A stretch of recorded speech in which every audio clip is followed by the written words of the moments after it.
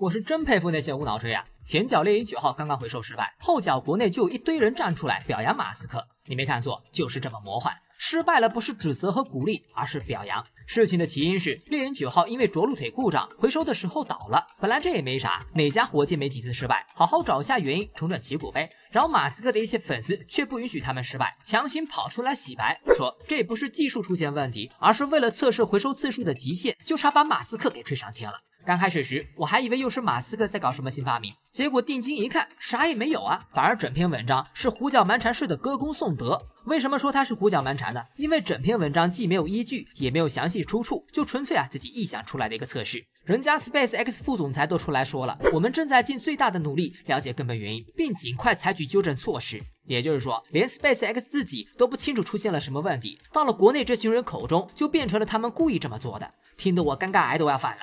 更加尴尬的是，这种奇葩观点还有一堆人相信。我打开评论区一看，那简直是不堪入目啊！一边赞美马斯克钻研技术，一边阴阳国内航天。都说华为的粉丝比较忠诚，但放在马斯克面前，那还真就是个小弟呀。好在互联网是没有距离的，随便查一下就能找到 SpaceX 是不可能这么做的。要知道，测试极限回收次数压根不需要这么麻烦，只需要对火箭的各个部位进行检测就可以了。SpaceX 每次发射都会进行详细检测，只有符合发射要求才会开始执行任务。其次，这种测试方法非常不靠谱。要知道，能回收成功只有一个原因，就是各个零部件性能符合要求，但是失败的原因却千奇百怪，可能是发动机，可能是燃料等等。任何一项出现问题都可能导致失败，很难具体的量化。如果一个个参数去极限测试，那么 SpaceX 测试极限回收次数的成本也太高了。因此从技术上来说 ，SpaceX 完全没有必要这么做。就算真要这么做，也会通知 NASA 具体的任务目标。而这次任务失败后 ，NASA 第一时间停飞了 SpaceX 的发射计划，要求他们查清楚问题。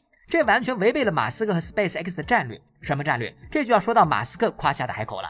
2024年初，马斯克在演讲时定下了全年发射144次火箭的战略，这个发射次数整整比上一年多了1倍。想要完成这个目标，就意味着 SpaceX 需要2天左右就得发射一枚火箭才行，战略野心非常大。不过 SpaceX 确实有这个资本。2023年，猎鹰9号已经连续几年没有出现过事故了。如果马斯克的目标能完成，将彻底甩开其他的竞争对手。因此，在马斯克公布这个战略后 ，SpaceX 的股价马上就涨上去了。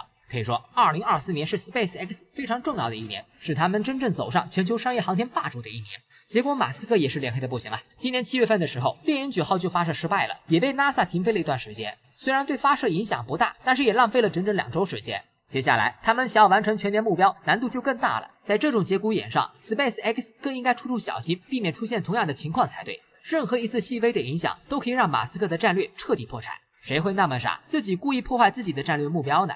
就拿这次失败来说，原本8月28号，猎鹰9号就要再次执行发射任务，但因为回收失败，发射任务马上就被推迟了。而现在 NASA 又要查明原因，这意味着 SpaceX 的全年战略目标将再次受挫，未来形势非常严峻。换句话说，人家现在挺着急的，而不是某些人口中为了极限一次次去测试，自己给自己找麻烦。所以你吹 SpaceX 可以，毕竟他们确实挺厉害的，但是不要无脑吹，更不用借着吹 SpaceX 来贬低中国航天。中国航天可能在商业上稍微落后，但是在探月和空间站等项目上甩了 SpaceX 几条街都不止啊。